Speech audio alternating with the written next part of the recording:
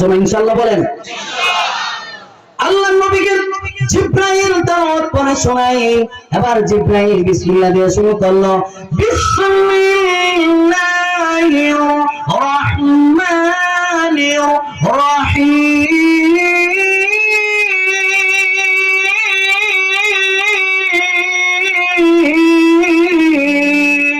আল্লাহু আকবার। মাশাআল্লাহ। এবার আল্লাহ নবীকে তেলাওয়াত করে শোনায় দেয় জিব্রাইল। নবী গো আমার সঙ্গে পড়েন, ওয়ামাইয়ুতিল্লাহা ওয়ার রাসূল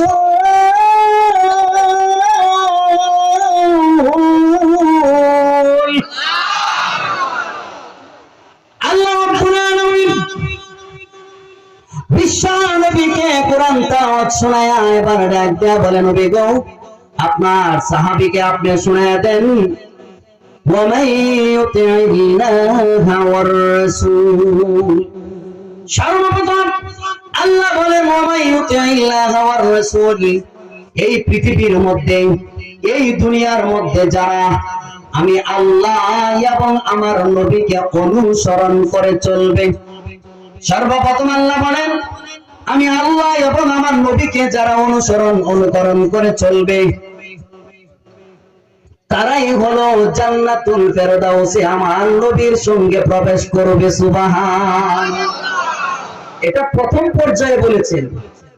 এবার আসুন আরো পয়েন্ট আছে, তারপরে আল্লাহ বলেন ফাউলাইকা মা'আল্লাযীনা আন'আমাল্লাহু আলাইহিম মিনান নাবিয়্যিনা ওয়াস-সিদ্দীকিন ওয়াশ-শুহাদা'i ওয়াস-সালিহিন।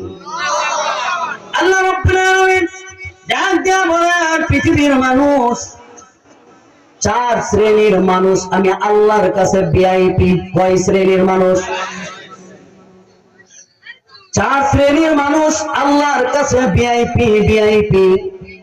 তার মধ্যে এক নাম্বার হলো নবিয়্যিন, দুই নাম্বার হলো সিদ্দীকিন, তিন নাম্বার হলো শুহাদা, চার নাম্বার হলো সালিহিন। চার শ্রেণীর মানুষ আমি আল্লাহর কাছে ভিআইপি। কেমন ভিআইপি? আল্লাহ ডাক দেয়া বলেন কিয়ামতের ময়দানে ইসরাফিল যখন সিংহার মধ্যে ফুৎকার দিবে রে, ওই সিংহারের ফুৎকারের আওয়াজে সমস্ত মানুষগুলি দিশাহারা হয়ে যাবে, অচেতন হয়ে যাবে, সমস্ত মানুষগুলি ধ্বংস হয়ে যাবে, সমস্ত পশু পাখি ধ্বংস হয়ে যাবে, সমস্ত প্রাণী জাতি, জিন জাতি, সমস্ত ফেরেশতা জাতি ধ্বংস হয়ে যাবে। কিন্তু এই চার শ্রেণীর মানুষ যারা, তাদেরকে আমি আল্লাহ কিয়ামতের সিংহার ফু পাওয়ার পরেও তারা বিন্দু পরিমাণ দিশাহারা হইবে না। কত বড় নিয়ামত দিছে তাহলে দেখেন। এই নিয়ামত, যদি এমন নিয়ামত পেতে চান তাহলে এক নম্বরে আলেম উলামা যারা ওয়ারাসাতুল আম্বিয়া, নবীর ওয়ারিস, তাদেরকে আপনার আমার অনুসরণ করতে হবে। ঠিক কিনা বলেন?